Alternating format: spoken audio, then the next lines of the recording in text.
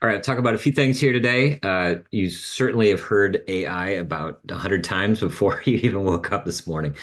So we'll dive into what that means for you with Microsoft in mind and where Trellix comes in. So first of all, we'll meet Trellix because you're probably wondering who we are, which is unfortunate. We've been trying real hard to educate everyone, but sounds like we still have some work to do. So we'll dive into that. Then we'll talk about operating OpenAI safely, looking at how Trellix XDR works with Microsoft, and then finally some auto investigations with Trellix AI, which is pretty exciting stuff. So a little bit about me. I'm the CTO for Cloud and AI at Trellix. I joined first with Mandiant almost 10 years ago. And then with FireEye and now with Trellix, I helped found our XDR product there. So I definitely know a lot about this and can tell you, what that evolution has looked like over the years. So who is Trellix? Trellix is the merger between McAfee Enterprise and FireEye. So if you heard of either or both of those companies, then you have some beginning of who we are. We've come a long way since that merger, so we have a lot more to share. But that's a good intro right there. All right, so first let's talk about some generative AI safety and things you need to know if you are going to run it yourself. So I love this example. This was out on X or Twitter a few weeks ago. This was a screenshot somebody had from a bank that put out a chat agent. They had great intentions. They wanted to make it easier for customers to get support. The problem is there's a lot to know about AI and running it. And in this case, they didn't prevent the AI from basically being able to be told it was somebody else. So you can see it kind of in that little chat window there. It resists. It says, no, no, no, no, I'm just an agent here. But then it says, what's your name? It says, oh, yeah, I'm Reginald Hornstein, the Combank agent. Assistant. So this user was able to basically change the output. Now, this probably wasn't that big a deal in this case, but depending on how they had this hooked up, you wouldn't want a situation where a user could say, yeah, my bank account is different than the thing that you think it is. That's what we're trying to avoid here when we start thinking about AI and safety. Here's another example. This was on some recent stuff that ChatGPT came out with. They had custom GPTs.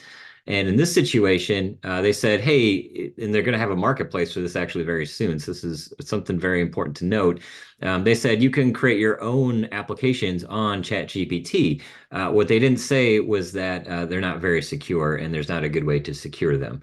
So this guy put out basically an escape room and he said, hey, I told this ChatGPT application to never ever give up the password. It's supposed to do something else. I want you guys to try to trick it and try to give it to give up its password. Many of us got it. It took me about 10 minutes on the couch with the phone. I had no problems tricking the thing into giving up its password. And we thought, okay, well, that's not great. That's pretty bad that you can convince the AI to do something it was explicitly told not to do. But then it got worse. The next day, somebody pointed out that at that time, you could fork the entire configuration for someone's custom GPT app and just download the entire configuration, including whatever custom data they had in there, which could include API keys. And files that were uploaded. This was a big problem. And the problem was especially bad because OpenAI and ChatGPT did not make it clear that that was the case. So you have to tread lightly with this stuff. And that's really why the security is important. So any of you that have seen my webinars previously probably saw this fun slide. I still love my little robots here. Yes, they are all AI generated. This is the OWASP top 10 for LLM applications. These are the top 10 things that can go wrong, essentially, when you're working with AI. If you dive into them, and I won't go through all of them, the idea is basically that this is app security 101, as in nothing new. It's app security, but it has to go through the AI to get there. So all the things that you're used to having to defend against, still true, but now with this AI complexity, and that's really the key here. So in order to have anything that's defensible, you have to have some visibility into it. So this is a screenshot from the configuration documentation for OpenAI running on Azure. I want to highlight here that by default, they will not log the input and output prompts that are coming through, the input prompt and the output completion. So make sure that you enable that and then have it sent somewhere. Getting this telemetry is really, really important because if you don't have it, you have absolutely no idea what the AI is doing. Having it start to log is the first step. And as I said, by default, it will not log this text. So without it, you're pretty much flying blind. And it's really important to get that. This is their well-architected framework. You can see that there's a lot going on before it finally gets to the OpenAI service instance there, all the way on the right. They're basically showing you how to set up their normal API configurations, and then all the way down to the actual thing that's serving out, the AI itself, with the service instance. Where we come in is that logging configuration I showed you earlier. We have a great way to be able to bring that in, so that we can help get that observability on it and get it into the hands of your security staff. Okay, so that sounds like an integration, right? Well, yes, we have many integrations with Microsoft and some other partners as well that I want to highlight. And integrations are all about getting supporting evidence for the security alerts that are happening in your environment. So here's an example we have in our XDR from an O365 login that was authenticated via Tor. So this is from our demo instance. And one thing I want to point out here is that little crown there on the right of the screenshot. We're able to use things like Azure AD to flag who are VIP based on their profile. We'll dive into that in a little bit. But the idea is that we're trying to figure out how to answer these questions, like what users does this affect, what else has the user done, what kind of asset is this local IP, and what did their communication look like? And to do that, we're going to need help. This is where the breadth of our integrations is so important. We have more than anybody, in fact, 3x more than anybody else. And of course, Microsoft's right there because it's so important to our customers.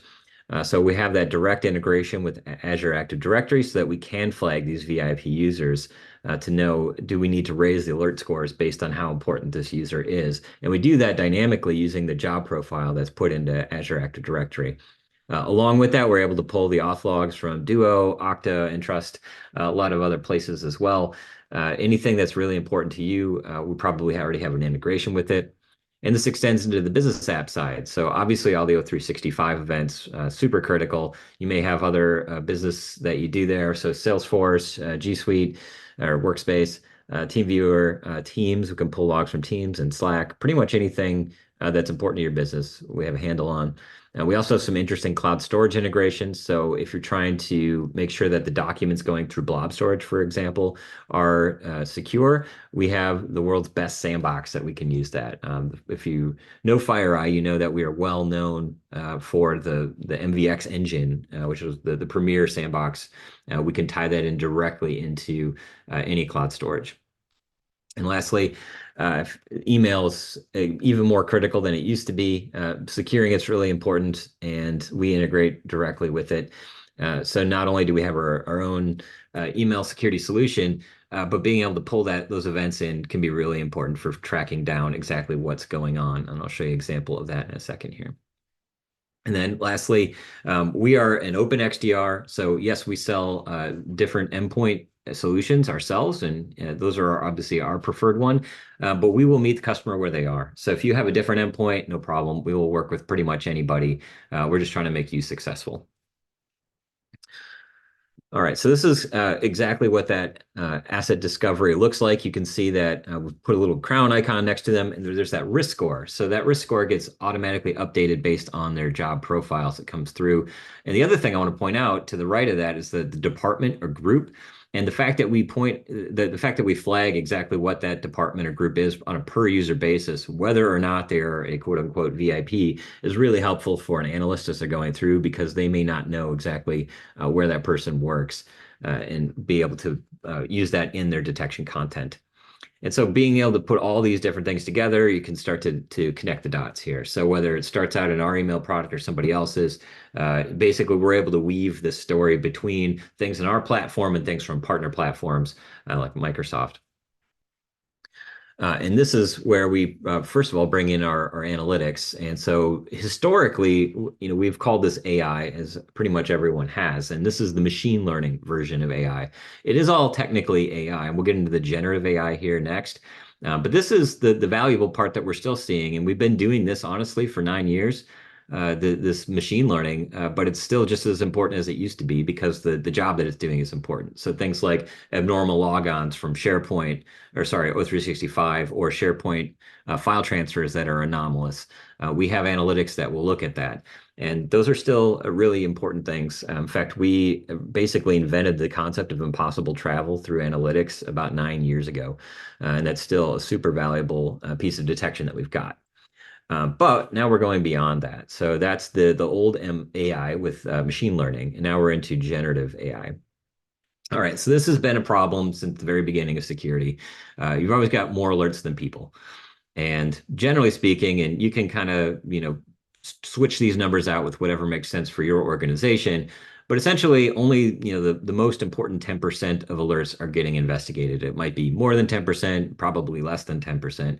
But it's, whatever is blinking red and is labeled critical, that's probably what you're looking at. The vast majority of staffs are unable to look at anything down at the medium, low, or informational level alerts. And that's, just the way things are. That's always been the case. What we found at FireEye about 3 years ago, we had the SolarWinds attack, and we discovered that.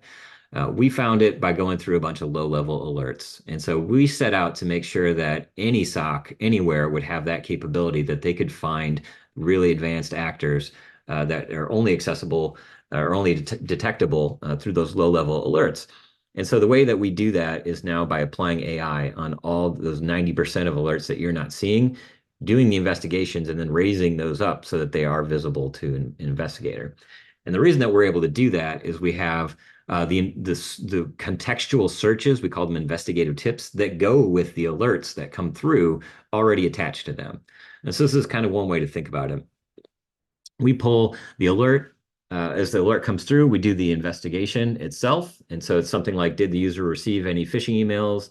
And the answer will be yes. Were there any service accounts created by the user? And we can answer that yes. This is based on the information we have available. And then what other alerts happened for this account? Was it, X, Y, and Z were created or whatever? All these change dynamically based on the alert that comes through. So we've had this for a long time. The problem was you would have to go and manually click on the button that would do all the searching for you, and then you would have to read through all of the results that came back. And if you're getting, hundreds or even thousands of alerts per day, that is way too long. Nobody's got time for that, and that's why you end up with 90% of things that go unseen. So we send this through AI, and we consolidate all that information, and then we ask it as if it were an analyst based on all of this. Do we need to raise the alert score on this so that someone sees it? And if so, it will create a case. This is the big deal. This is the part that is actually going through all of those low-level alerts as if you had 1,000 junior analysts look at every single one and then raising the case if necessary. And so this is what that looks like, that expand all queries up upper right. This is what that is today, and we're doing that automatically on your behalf. So imagine that the AI is seeing the screen and all of the output here and considering that and getting very detailed answers. So this is a really interesting example of just how good AI can be at this stuff. So it can take a long string of text. You can tell that there's something weird going on here. You see a few bits of text here that look very suspicious. But when you give it to the AI, it can tell you exactly what's happening. It can deobfuscate this entire thing. It tells you there's an attack against this IP address. The shell is doing it's a reverse shell, and the output is going to create directories, change permissions, and create that reverse shell. So this is the output from an LLM or AI, and it knows that all of this bad stuff is going on, and it can do this automatically. So when we send all of that information, that context to the AI, this is the kind of decision making that it can do to say that, yes, this is definitely malicious. Somebody needs to take a very close look at this. It's very severe.